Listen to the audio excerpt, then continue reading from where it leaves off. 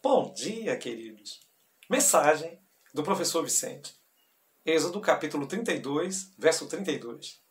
Agora, pois, perdoa-lhe o pecado, ou, se não, risca-me, peço-te, do livro que escreveste.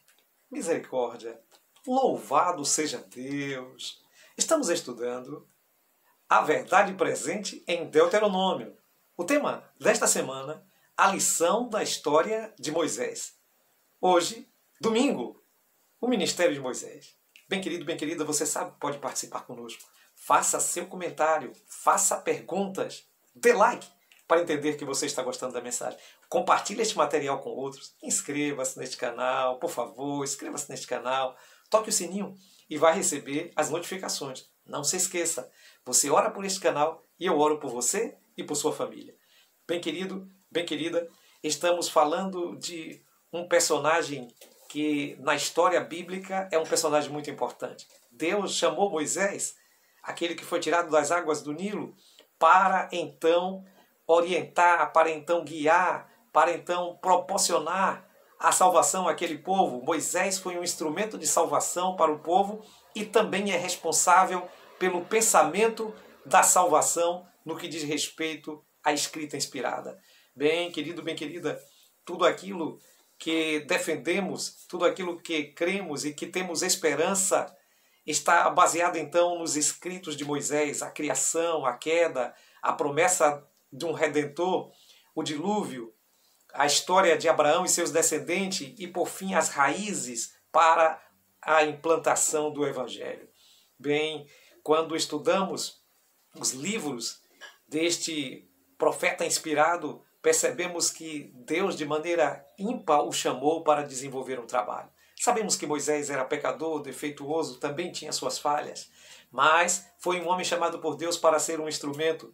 E nós sentimos, até hoje, de certa forma, a influência direta e indireta dos escritos de Moisés em toda a humanidade. Bem, quando estudamos os livros de Moisés, encontramos também um pouco do seu caráter. Como é que era realmente este homem?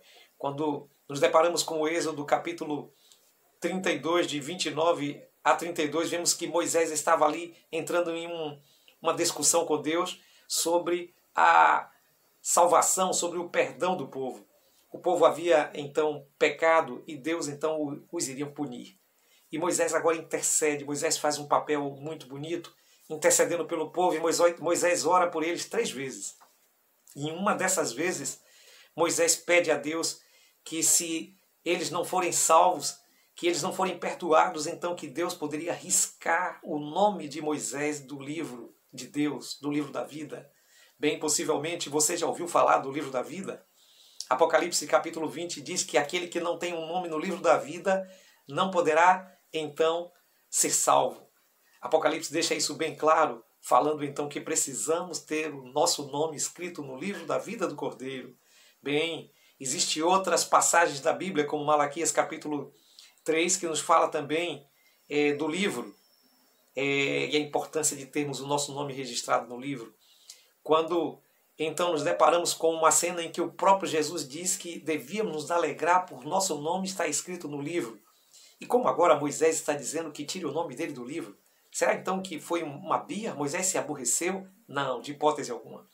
Ali então foi demonstrado o caráter de Moisés, o amor de Moisés pelo povo. Moisés queria salvar o povo e a salvação do povo era tão importante para Moisés que ele preferia ele mesmo estar perdido para que o povo então fosse salvo. Bem, parece algo estranho, mas o apóstolo Paulo também falou isso. E o apóstolo Paulo disse que ele preferia ser anátema a que o povo de Israel não conhecesse o verdadeiro Salvador que era Jesus. Bem, aí podemos ver um exemplo de amor, podemos ver um exemplo daquele que não quer ser salvo sozinho. Imagina, queridos, como Moisés se sentiria ele ser salvo sozinho? Não teria valor algum. A salvação Deus fez para a humanidade e quanto mais pessoas forem salvos, Deus será glorificado com isso, e Moisés entendeu o plano da salvação. É bem verdade, querido, é bem verdade, querida, que Deus estava falando aquilo para Moisés. Certamente Deus conhecia o coração de Moisés.